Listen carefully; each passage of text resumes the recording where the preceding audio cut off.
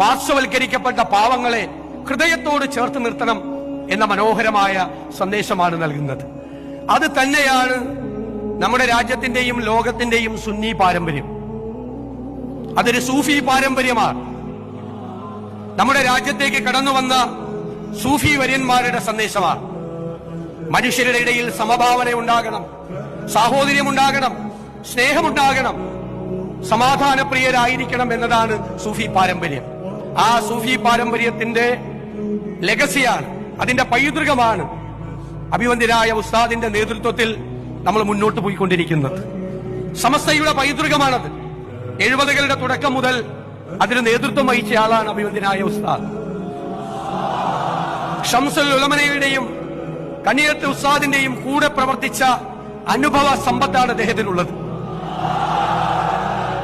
അത് കേരളത്തിൽ സമാധാനം പുലരാൻ ഈ മലയാളികളെ സഹായിക്കുന്നുണ്ട് എന്ന കാര്യത്തിൽ യാതൊരു സംശയവുമില്ല.